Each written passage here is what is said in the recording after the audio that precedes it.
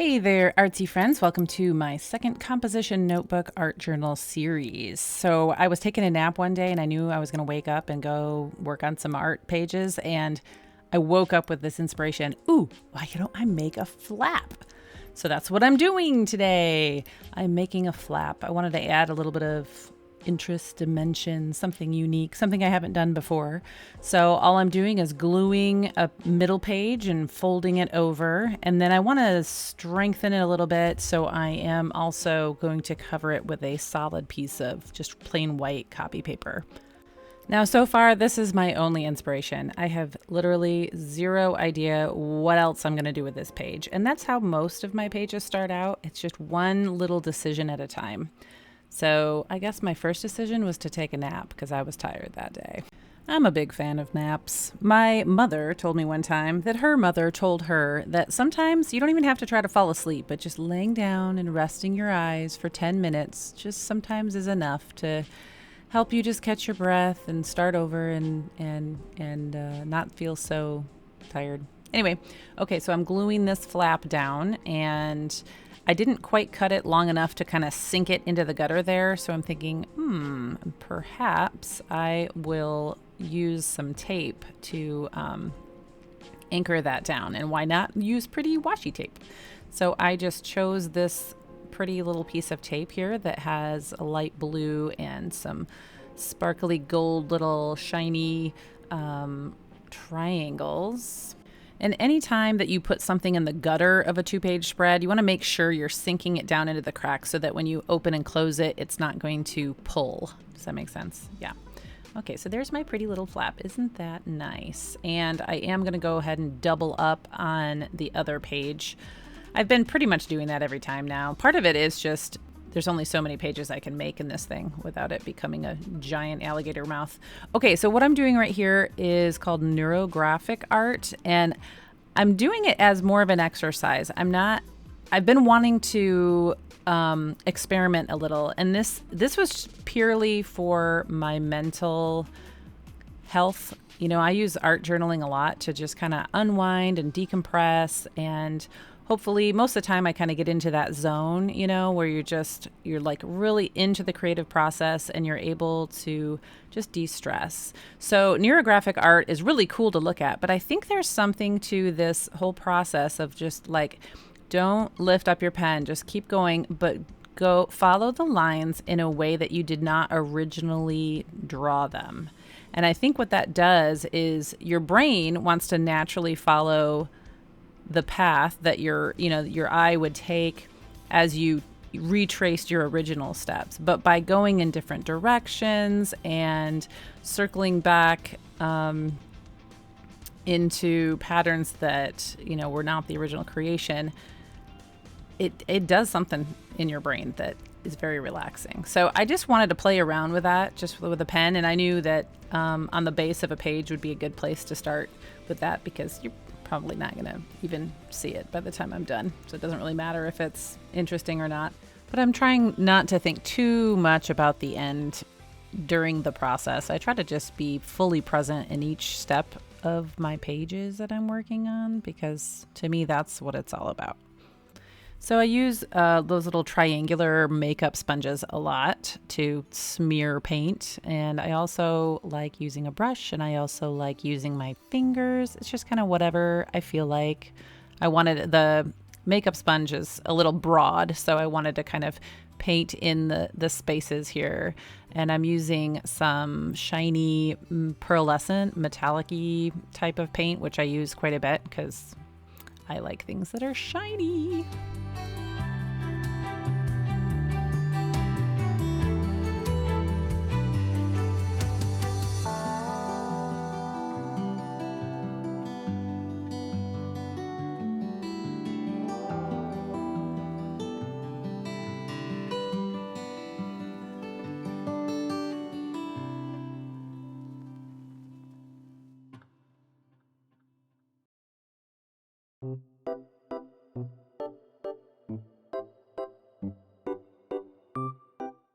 So I'm a very like frugal, non-wasting person to the core. So whenever I have extra paint that I haven't used, I figure out a way to use it up. Either I smear it on another page for later, or I just try to wipe it off somewhere on my page. So that's where kind of why I just do the things I do.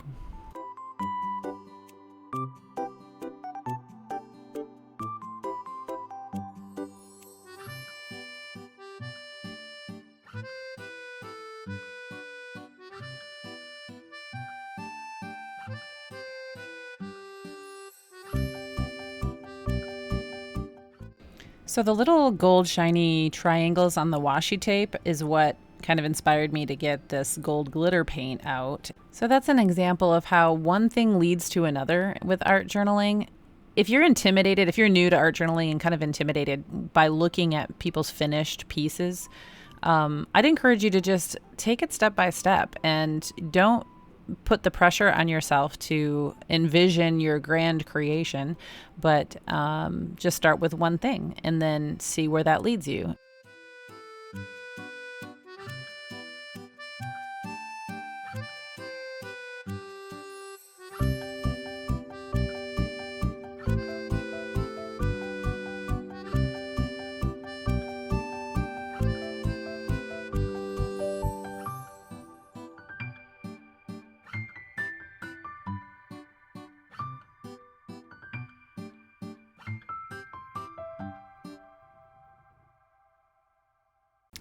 Next, I'm going to do some stenciling.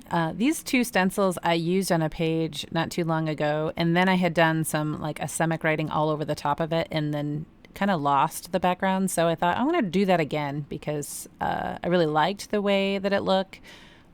We'll see what it becomes of this page.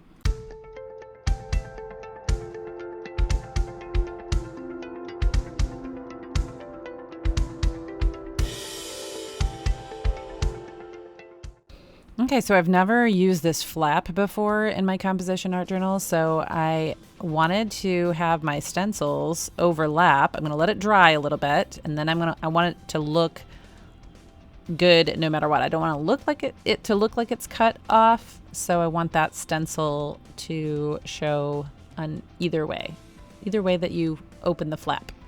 Sometimes I get a little sloppy with my stenciling. Quite often, actually. Stenciling is not my strength. I usually have too much paint on the sponge. If you get paint under your stencil and it looks a little globby, it's because you have too much paint.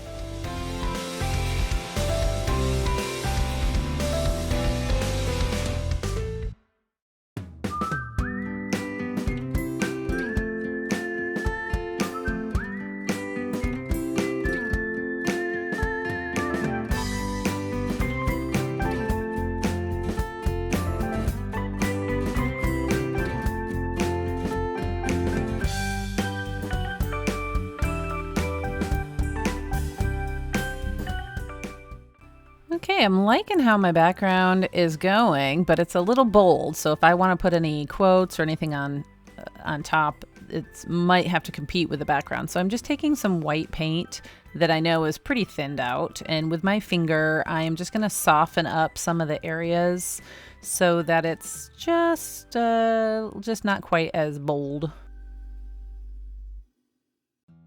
Okay, I want to add some dimension to my page, so I'm going to use this modeling paste and some stencils. I love this process. It feels so satisfying. It's like frosting a cake, but then you make these beautiful little designs. So really, you're very generous with the modeling paste, and then I just take an old credit card and then I smooth it off, and then gently pull up, and you have this beautiful embossed raised feature that will dry more translucent. So you have to give it some time and be careful.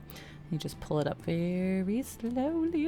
Isn't it beautiful? I love it. Okay, so you can see it's kind of white when you start, but then as it dries, it becomes more and more opaque. This was the next day or a little bit later. I had taken a little bit extra of that teal color and smushed it on a different page. So I'm going to get to that page eventually. Right now it's my leftover page that I keep adding things to. So I wanted to continue my little snowflake flower thing on the inside of the flap as well. And I got a little bit too much modeling paste under the stencil, so I take a little wooden skewer, just to kind of carve out any extra.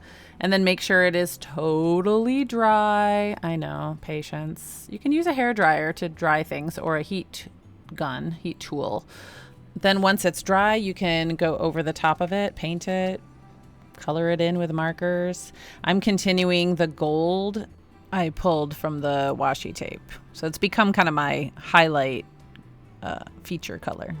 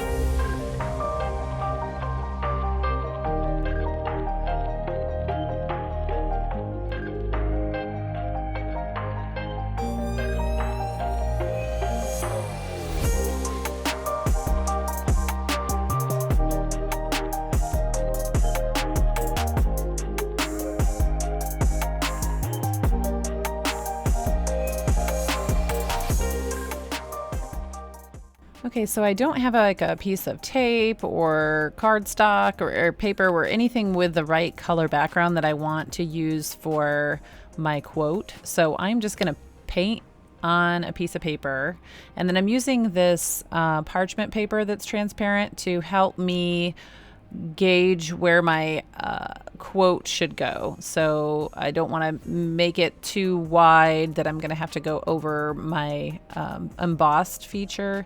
So I am making my quote on a line that's not parallel so that the words get larger and smaller, and then I'm going to cut each of the lines out. And then my quote here is: the best way to predict your future is to create it.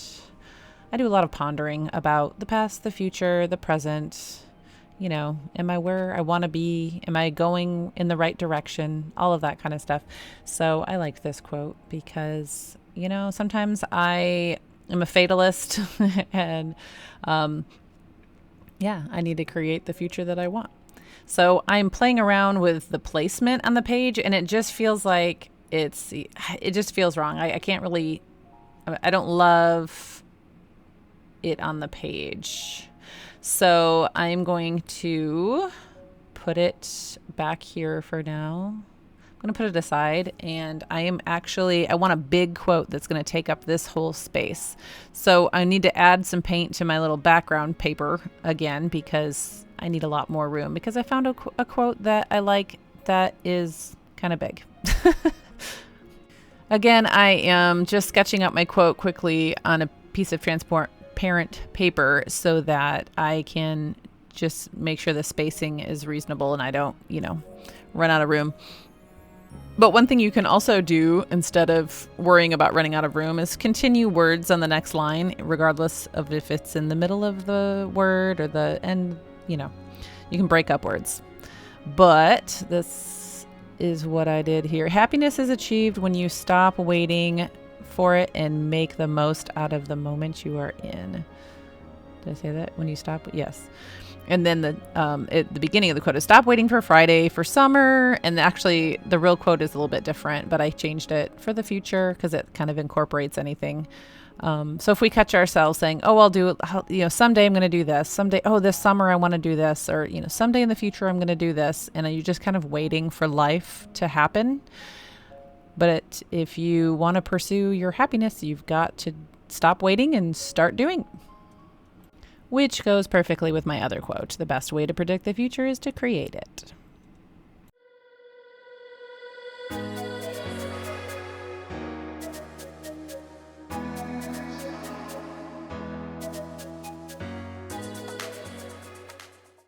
Okay, you certainly by no means need to use up all of your materials, but sometimes having a little extra left over kind of just gives you something to work with.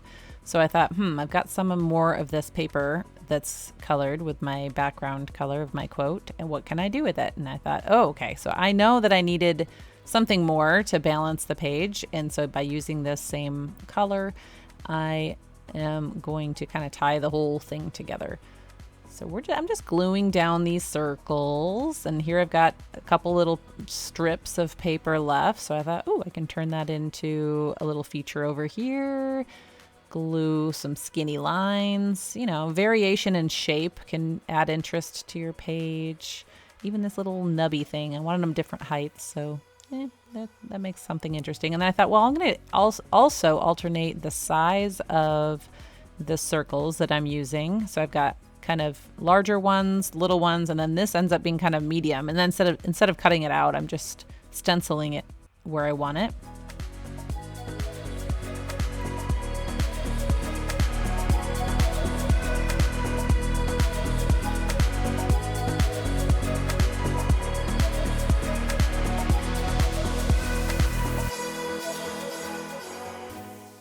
So I love circles, but it needed a little bit more to make it pop, to make it sing. So more gold accents. I just love this combination of gold and teal.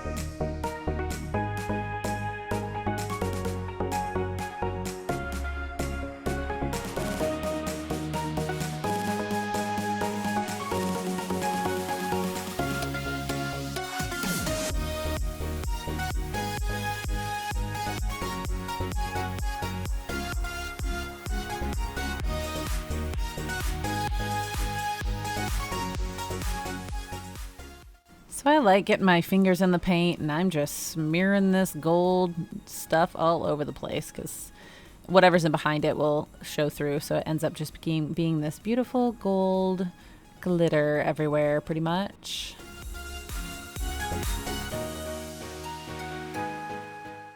And for my final step, I am just putting some dots, some gold dots in any areas that I feel like just need some gold dots. So I hope that you have enjoyed watching my process. Thank you for hanging out with me. If you want to come hang out with me again, be sure to subscribe. And I hope that you are inspired to go make some art of your own, take chances, have fun, and have a blessed day.